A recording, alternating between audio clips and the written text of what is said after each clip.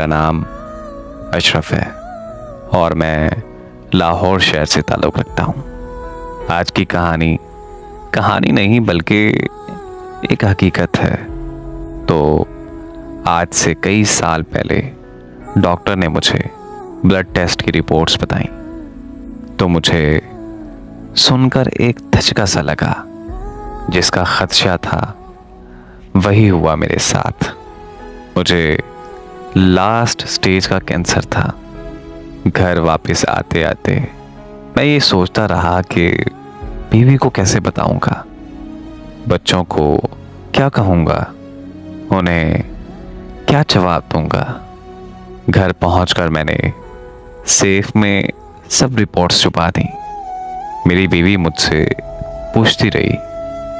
मैंने अपनी बीवी को बताया कि सब नॉर्मल है, ये सब कहकर टाल दिया। रात खाने के बाद वॉक करने निकला तो दिल बंद सा होने लगा। किसका दिल करता होगा ये चमकती दमकती रोशनियां, ये चहल पहल, ये हंसी, ये कहे ये सब छोड़कर जाने का। प्यारी बीवी, प्यारे प्यारे बच्चे कैसे छोड़कर जाऊंगा मैं। एक लंबी पतली अंधेरी से कब्र में कैसे रहूंगा। मैं चलता रहा और सोचता रहा, हत्ता कि कब्रिस्तान आ गया। कब्रों के कुतबे जैसे मुझे बुलाने लगे। मैं बीच के ऊंचे नीचे रास्ते पर चलने लगा। कब्रें बिल्कुल खामोश थीं, लेकिन उनके अंदर क्या वाकई खामोशी थी? ऐसा सन्नाटा पहले देखा होता तो खौफ से मेरी जान निकल जाती। लेकिन आज मैं बेखौफ सा था, बल्कि इन चुपचाप बड़े मकीनों से मुझे हमदर्दी सी हो रही थी। कुछ छोटी कुछ बड़ी कब्रें, कुछ कब्रों पे मर्दों के नाम और कुछ पर औरतों के। मैं नाम पढ़ता और आगे पढ़ता रहा। कुछ कुतुबों पर आयात दर्ज थी, फिर कुछ कुतुबों पर उदासी भरे शेर। लिखा था कि बिछड़ा कुछ इस अदा से कि रात ही बदल गई। एक शख्स सारे शहर को हैरान कर गया। सर, रात काफी हो गई है, घर चलना चाहिए। मेरे ख्याल में ये मेरे ड्राइवर की आवाज थी। मैंने पीछे मुड़कर देखा। मेरी चमचम करती कार चांदनी में नहाई हुई थी। क्या फायदा अब इस कार का? सब कुछ तो मेरे बीवी बच्चे ले जाएंगे। मेरे हाथ क्या आया? मैं बड़ी खुदगर्जी से ये सब सोचता गया। सारी जिंदगी कमाते कमाते ही गुजर गई। अब ये घर बना लूं, अब ये प्रॉपर्टी खरीद लूं, अब बच्चों के लिए नकदी जेवर खरीद लूं, ये इकट्ठा कर लूं, वो इकट्ठा कर लूं। अब मैंने अपनी बीवी का बैंक बैलेंस भरना है। बस जिंदगी में यही मेरी तरजीहात थी। घर, गाड़ी, मोबाइल, दुनिया की हर वो चीज थी मेरे पास। लेकिन एक चीज नहीं थी, तो वो बस मेरे पास सुकून नहीं था।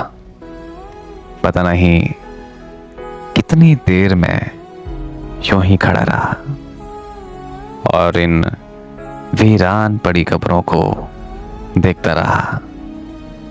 फिर अचानक मेरा दिल किया कि काश ये कब्र वाला मुर्दा जिंदा हो जाए और मुझे बताए कि असल में इसके साथ हुआ क्या है।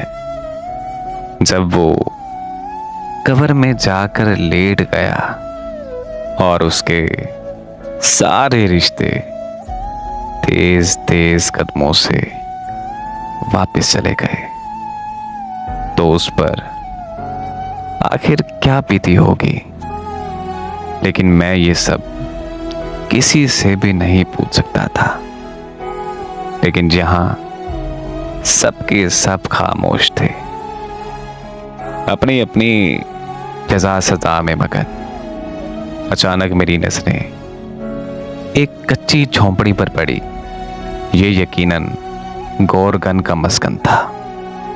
बाबा जी, न जाने आपने कितनी कब्रें खोदी, बस मुझे कोई अच्छी सी एक नसीहत कर दें। मेरे लहजे में कैंसर ज़दा इंसान की बेबसी थी। मेरा पुत्र सच्चे रब की सच्ची अतात ही काम आती है, और बाकी कुछ भी यहां काम नहीं आता। बस तू अकेले में उस रब की अतात करनी सीख ले। जब तू अकेली कब्र में लेटेगा तो वो रब तेरा साथी बन जाएगा। आज की ये कहानी सुनाने का मकसद सिर्फ इतना था कि आज हम लोग इस कदर इस दुनियादारी में मगन हो चुके हैं कि जैसे हमें आखिरत भूल गई हो।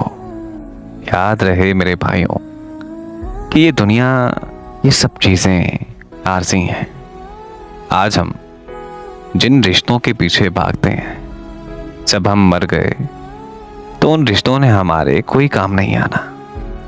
आज जिस दौलत के पीछे हम भाग रहे हैं हमारे आखिरी वक्त में, ये दौलत हमारी किसी काम की नहीं होगी।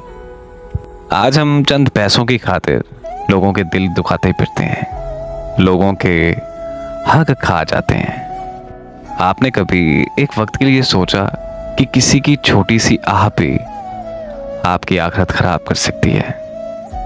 लेकिन हम इंसान हैं, हमें इस काम से कोई लेना देना नहीं।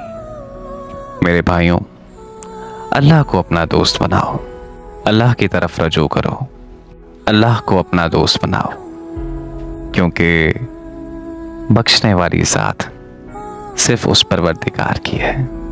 मेरी दुआ है कि अल्लाह पाक हम सबको नेक अमल करने की तौफीक अता फरमाए। आमीन।